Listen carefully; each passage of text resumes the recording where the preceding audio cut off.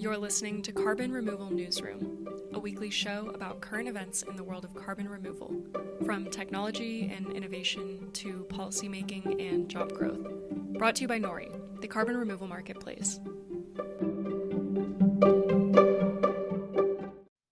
Welcome to this week's edition of Carbon Removal Newsroom.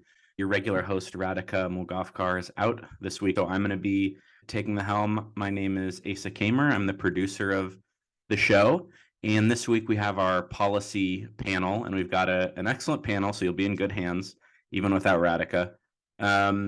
So following last year's landmark climate legislation, the Inflation Reduction Act, members of Congress have been looking for niche areas of climate progress.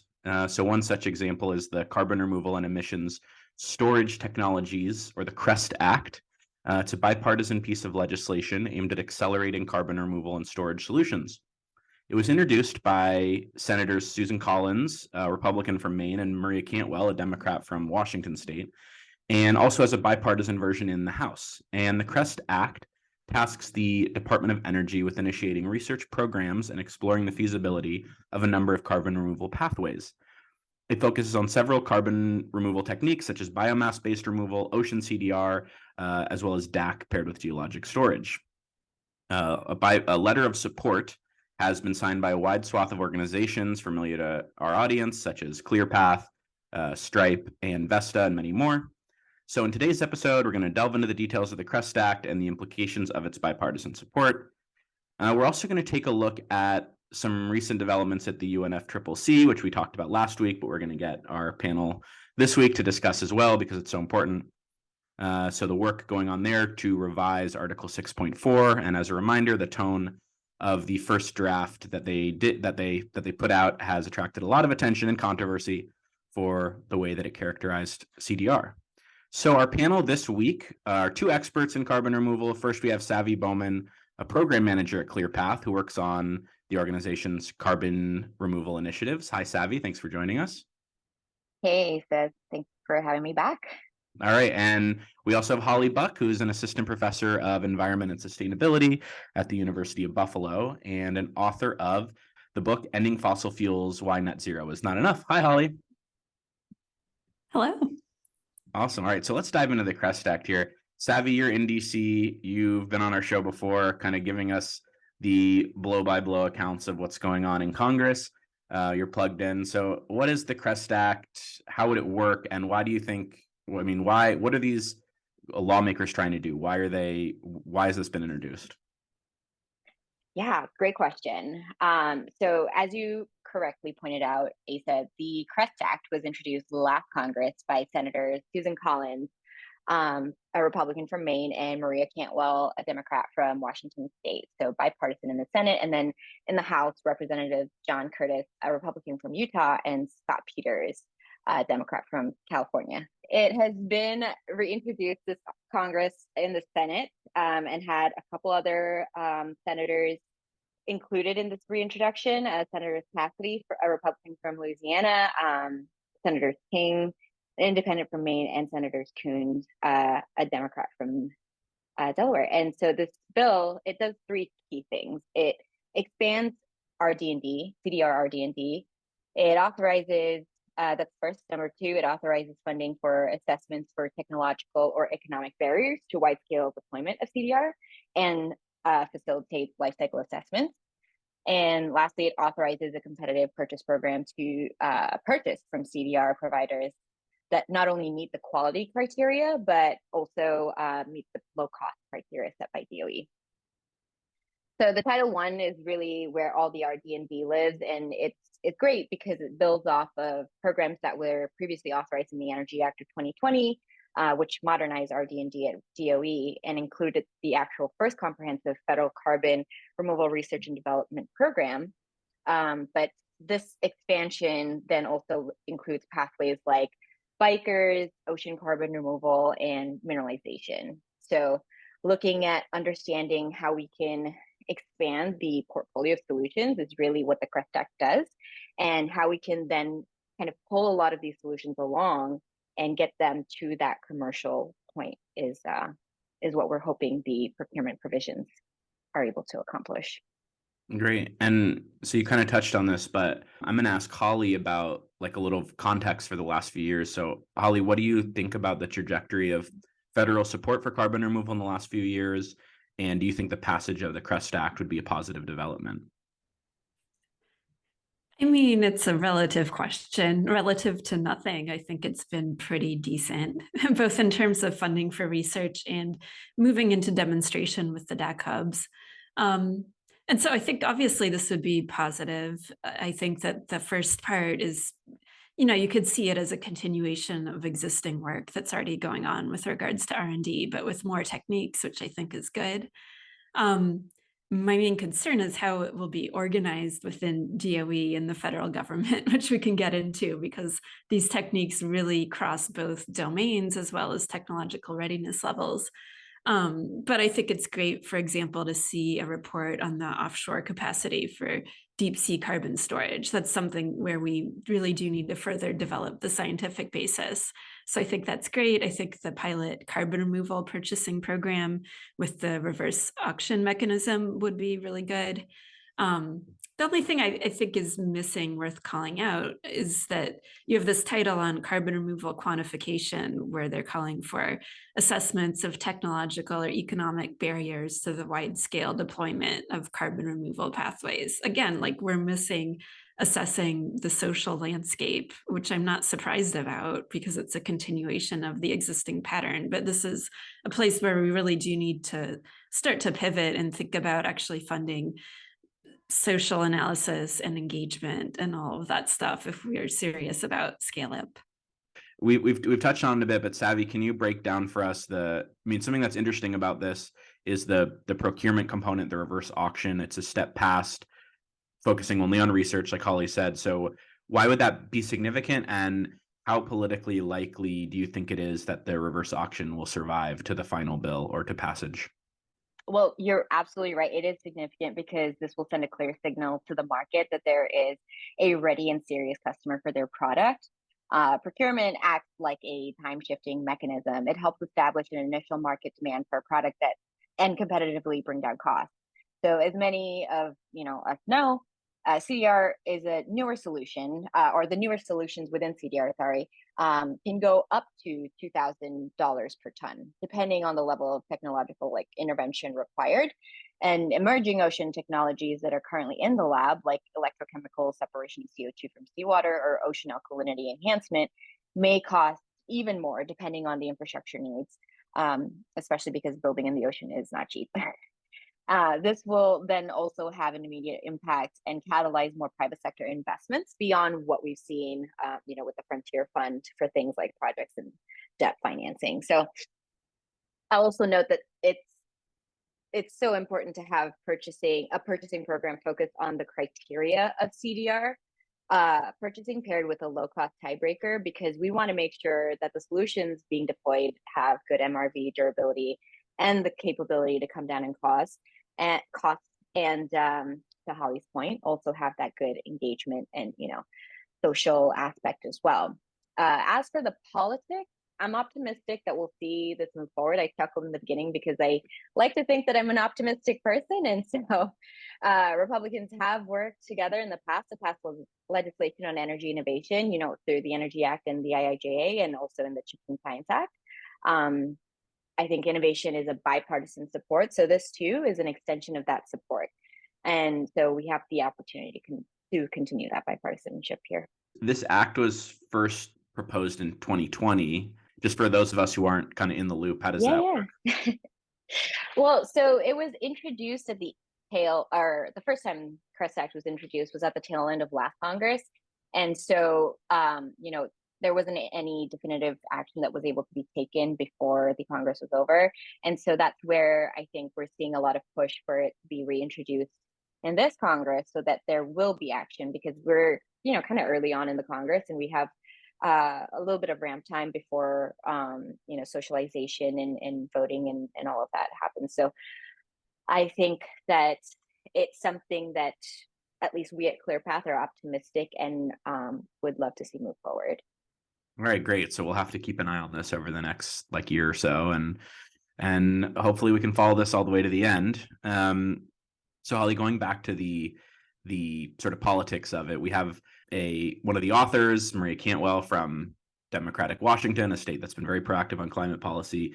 We have a co-sponsor, Bill Cassidy, who's been a big supporter of oil and gas from very Republican Louisiana. They're all interested. So is this a positive sign to you, or do you think that it potentially poses a risk that the ultimate bill might be sort of watered down if it's something for everyone?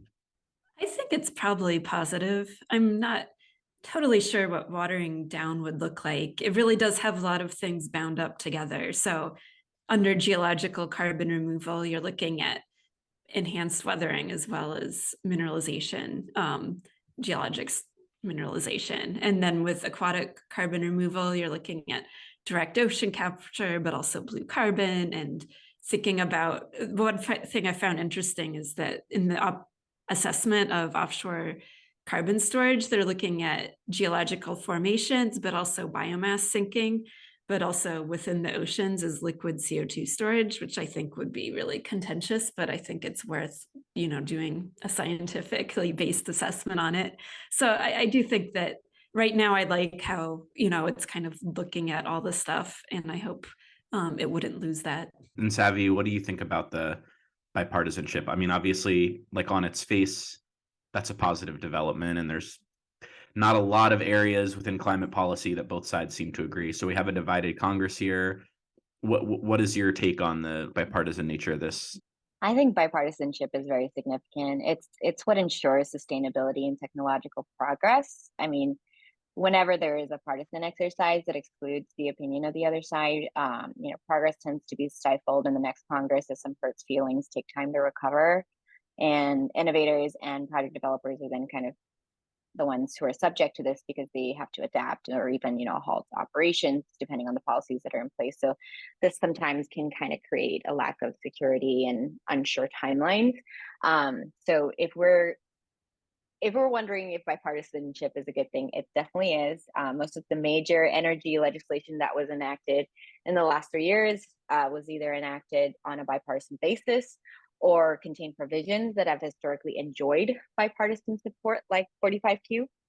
Unfortunately, carbon removal has, been a bipartisan space. I was actually at Carbon Unbound in New York City a couple of weeks ago, and we were just talking about the fact that bipartisanship in CDR is actually very unique. And I think keeping that bipartisanship will be sort of that key to making sure that the industry is able to scale and really flourish, So I think the CREST Act is a great example and is one way we're going to be able to continue in this space.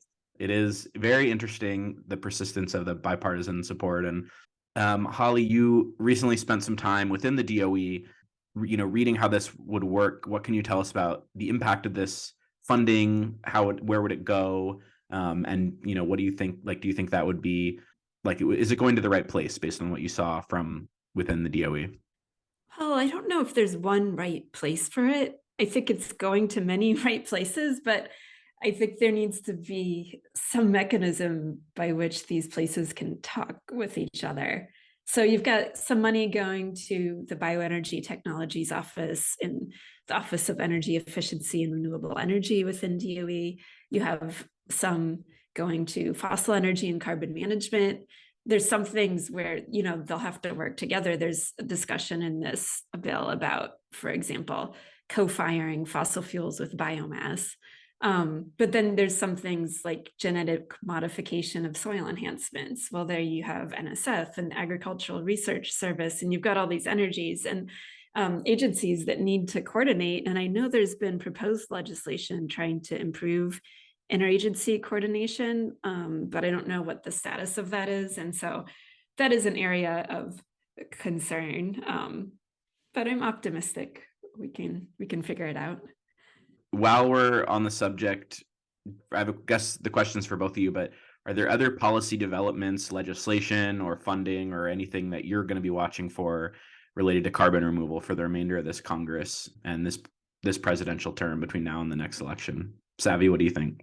We're actually tracking quite a few things, but I think it's more so on the permitting and storage side, because a lot of companies are coming to stepping up to bat on carbon removal and even carbon capture.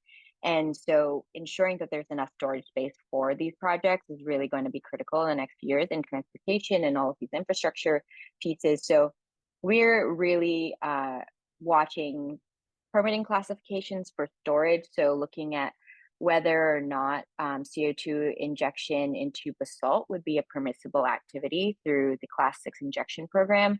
Understanding whether or not if a Class 2 well is no longer used for extraction, whether it can fully transition to a Class 6 well and just be used purely for storage. And then also just movement on Class 6 primacy generally to make sure that if there are states who are applying that, we are moving in an orderly pace to get these permits, because project developers are needing that sort of certainty and that timeline understanding. Yeah, that's something we've heard a lot about on the show, is some of the regulatory hurdles when it comes to underground storage. Just like briefly, I mean, are you hopeful about this in terms of like resolving this bottleneck? Do you think there's legislative fixes coming up soon? I'm hopeful about it. I know that, EPA, the main concern from them is that they are a small group of people. And, the funny thing is you can't really get a underground injection control program Class 6 specialist overnight. So it's tough to fully staff a large group, and all these projects coming along is just going to add to their workload. And so making sure that there's enough capacity is one thing. But I am optimistic because we've started seeing movement. Louisiana got their proposed rule.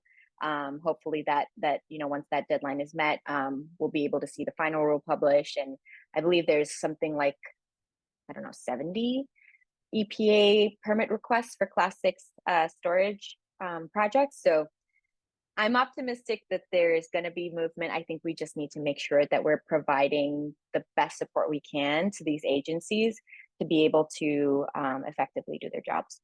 Cool. Well, I kind of want to do like a whole podcast series just on that. Holly, what about you? What are you looking for in terms of like policy or federal action? Honestly, I'm mostly focused on the execution of the policy we've seen in the past year or two, and what actually manifests. I can't even wrap my head around new things. The research funding that goes out, the hydrogen hubs, kind of all of it. Well, actually, one thing I just do want to note before we move on, that's actually a pretty interesting development, is that in the FY23 Consolidated Appropriations Act, there was language included for CDR purchasing, and something we're watching is the implementation of that. So I know DOE is currently going through that process of figuring out what that looks like, and trying to figure out, what that breakup of purchasing looks like, who's going to own that purchasing power, because I think it was at the DOE level, not at an office level. So that'll be really interesting to see how they fully implement it. And then what happens in the FY24 Appropriations Act, and whether or not there's any plus ups to that would be something we want to keep an eye out for. Okay, great. Well, this is why it's good having you on the show, because there's a lot happening. It's very hard to keep up with all the details. And that's just the US, but now we have to talk about global governance. So we're going to talk a little bit about the UNFCCC, which, as our listeners probably know, they've been revising or adding language about carbon removal to the text that governs the carbon trading system within the Paris Agreement. And so it's caused some controversy. They cast a little shade on engineered carbon removal. So Holly, what did you think of this development and the draft statement they put out? Yeah, so with the context that you talked about this with Will Burns already, the first thing I'll say to contextualize it is it's not exactly a statement. It's an informational note, kind of like a background note, and actually the fourth version of it. And so these kind of documents come out all the time. So it's not clear to me that it's super important, because when governments actually sit down to negotiate, the result will be based on their objectives. But I think it got press because it was picked up in social media, and the media knows that CDR is algorithmogenic. So, EE News had their story. UN slams carbon removal as unproven and risky, which they put a picture of a coal bucket wheel excavator. Sorry, I just had to rant about that because what does that have to do with carbon removal. So, that's the reason we're talking about it. But, there's a meeting on the Article 6.4 mechanism supervisory body in Bonn, kind of ahead of the bigger climate meeting in Bonn that's happening right now. And already they dropped 10-year accounting from consideration. So that's good. And there's another round of a public consultation process. So you could write to that. It's open till June 19th. And then they'll do, a fifth or however many iterations of this informational note they're going to do. So I'm glad it's like getting people engaged in the UN process, I guess, is the optimistic take. Well, that's actually breaking news to me that they dropped the 10-year accounting portion, which we touched on last week. So that's good to hear. And Savvy, what about you? Did you have a reaction to this update, and how have you been responding? I was a little surprised, I'm not gonna lie. And I know they say even bad press is good press, but I would like to, highlight that I would love it for CDR to just, right now, remain neutral or get good press, because especially if it's misinformation or incorrect information, that's really when it becomes a challenge. So, I mean, ClearPath, we signed on to a community letter that more than 100 carbon removal experts signed on to in response to the UNFCCC's Article 6.4. Carbon Business Council was the leader on a lot of this effort, and they have the full letter on their page. But yeah, we did sign on because we felt that we want to make sure that carbon removal does stay part of the solution, and there's recognition of that. Holly, so you're kind of giving us an insight into the process. It's a large committee. They get a lot of input from outside groups. Do you know much about the process for these specific revisions, and what kind of groups and points of view were being represented to get this output that, this view that a lot of people have taken issue with? Yeah, so I don't know what their writing process are, but you can read the public input that's been submitted. And so there's some from the carbon removal industry. There's some from countries, which is kind of interesting. Like Korea wanted to consider storage and products because they might not have a huge geological or terrestrial capacity. Russia wanted consideration of other greenhouse gas removals besides CO2. Why? I'm not sure. The Office of the High Commissioner for Human Rights, is that the right way to say that acronym? Basically, they wanted none of this. I had no idea how hostile they were to carbon removal. And so how all of these perspectives added up into that document, I have no idea. I don't know if anybody knows. But again, it will go into negotiation eventually, and be probably completely different. Good. And Holly, do you think that part of what's going on here is that maybe some of the decision makers involved aren't it's, this is a fast moving field.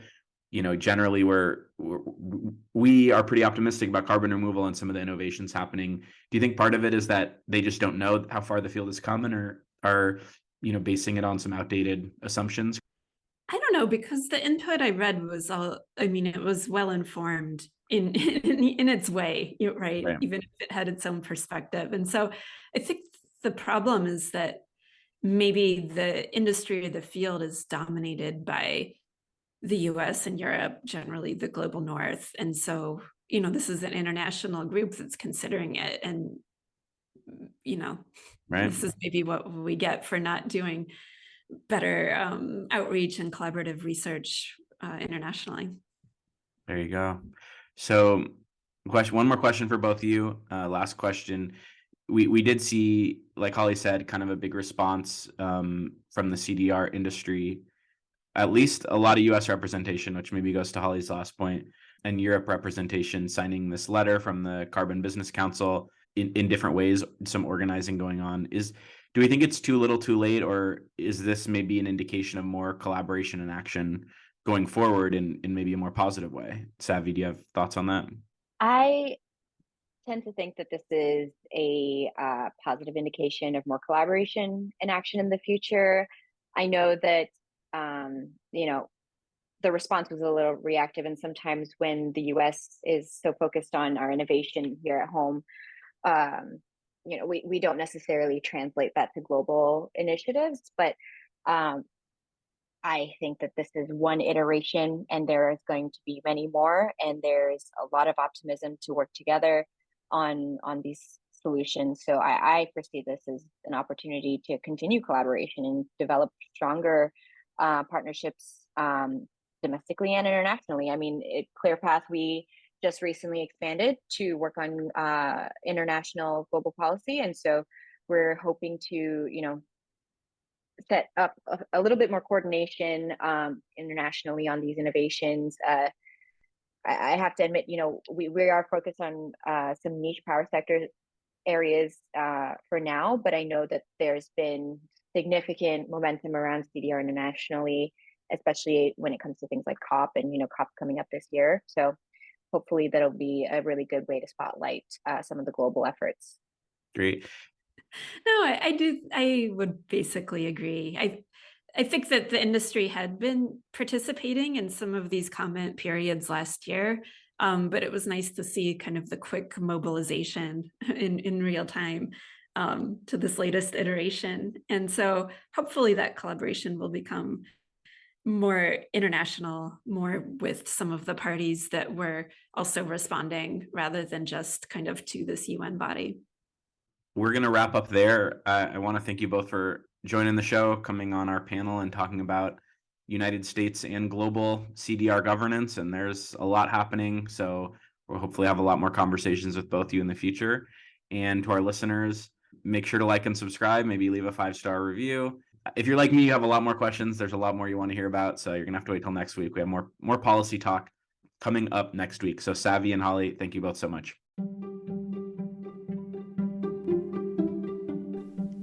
Thanks so much for listening to Carbon Removal Newsroom. If you like the show, the best way you can help us is by giving us a great rating and review in Apple Podcasts, following the show on Spotify, and by sharing the show on social media.